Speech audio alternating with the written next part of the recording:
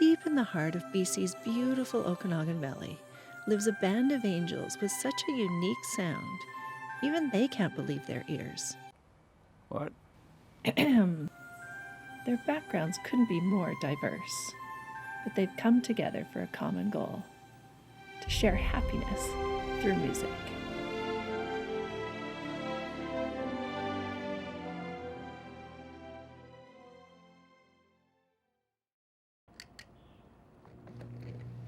When my dad was 15, he used to ride his Harley to his music gigs, with his giant cello strapped on the back. Now he's 87. He has a new ride, a new band, a new instrument, but he's still pretty badass. I fell off the stage once. I just took a step backwards and there was nothing there. I just got up and got back up there. And I didn't get hurt. No, I didn't hurt with the instrument, nothing. It was fine. Yeah, that was just an unfortunate incident. My daughter says I'm not normal. My doctor asked me when I went for my checkup last time, he said, I don't know, there's nothing wrong with you. He says, how can you keep so well at your age? And I said, I drink wine every day for my lunch. After I moved to Quesnel and we got the rock and roll band back together, we were hired to play for a dance. So we showed up. We got about a third of the way through, and the organizer come up and he says, that's it, shut her down. He says, it's not our kind of music.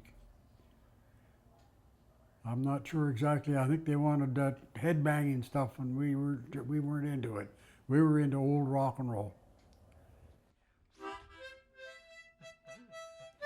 Most of my dad's bandmates are in their 80s and 90s, but they've obviously tapped into some secret happy philosophy because they act more like they're in their 20s.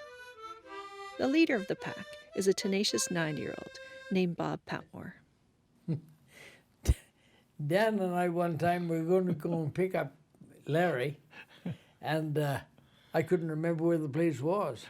We got on the wrong side of the main highway, and we ended up being 15 or 20 minutes late before I remembered where Larry lived. That's a funny thing. It was. And Larry wasn't surprised. We all understand how we are, you know. The band tours to local senior centres in the Okanagan, including their home stage Heron Grove. I wanted to find a way to help the band share their music to an even wider audience, so I took them to a recording studio to record one of their old-time favorite songs. That works perfectly. Okay, what else is that in there? I just want anybody name for a band. The trip started out with some typical bumps. Montgomery couldn't make it, so they had to find a last-minute guitar player that would gel with the band, and that was over 80. Both Larry and Bob were having issues with their hearing aids, which is kind of a big deal since they both play by ear. And Bob Patmore's blood sugar level had spiked to 11.4. But they were all still keen to go, so we piled them into the bus and set off for Kelowna. I've never seen a bus like this before. Hey, Kate, in your whole life of gambling, are you up or down? I'm still up, and I don't use my own money. I don't use theirs. Cheers. Oh, cheers. Get around. Cheers. We paired the seniors with some music engineer students. We thought it would be a great opportunity to see how the two generations could co-create together. Okay, we're in business. Oh, oh no. Okay, where's the washroom?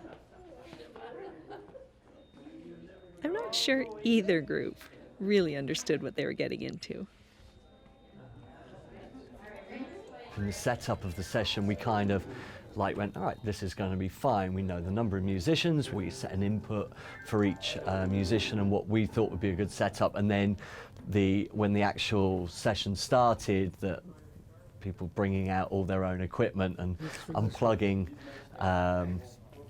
mics that we'd had all set, it was kind of made from being completely organized to right, okay, we need to rethink this a little bit. What are you doing here?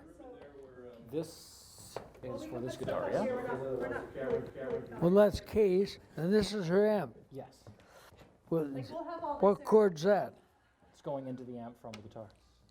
Oh, Because we I've never seen that before. we take another signal out of it.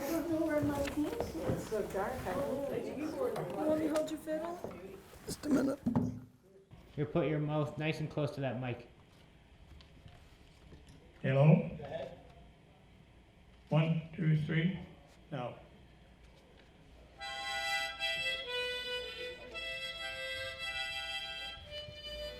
Right in there. Electric guitar DI.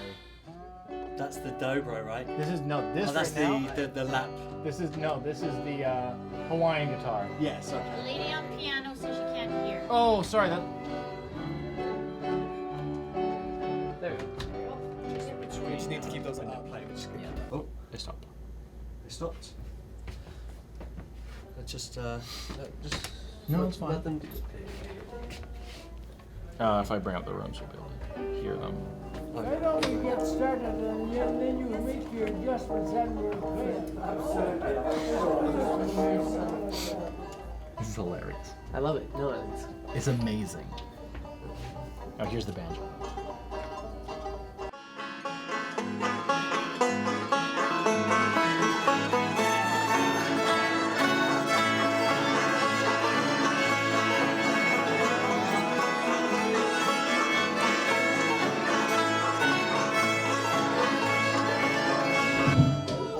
Oh my. Holy. Did he fall? He fell. I panicked. Yeah, for sure. I thought that it was gonna be like session over, calling paramedic. Like I freaked out. but he's okay. Yeah, he's okay. Fortunately, Bob is okay. He says it's something that just happens to him once in a while.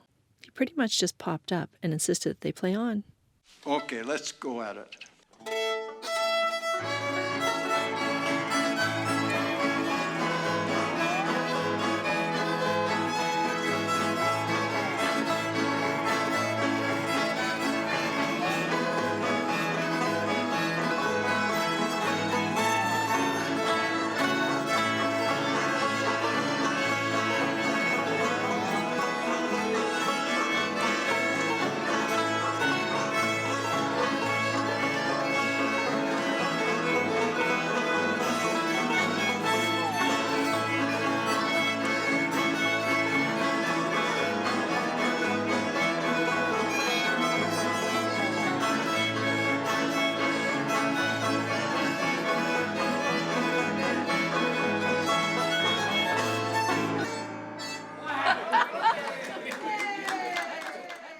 That was a really cool day. Like it wasn't, like that's, and it being my first kind of real session like that. Like I'll remember this for a long time. Like it was, so far the coolest thing I've done since I've started school. After hanging out with this amazing group for a few days, I had to ask the obvious question. What is your secret to being so damn happy? This is what they said. You have to keep learning. It doesn't matter what. It doesn't matter what you learn. You have to keep learning. Keep things a little more interesting instead of just doing the same thing all the time. Cultivate your memory. You have to have a good memory. If one day you can't remember the tune, you don't play. Oh, just love music. I have music on all day. Each one of the members in our Happy Music Makers probably has some kind of a hitch in their giddy up. And but when you're playing, that disappears. And you concentrate on the music, and the music has a wonderful healing. I played the dice right and let the good times roll. Don't quit playing. If you've got the talent, use it, because it's either use it or lose it. I don't know how and don't know why, but I've been toasting all my life.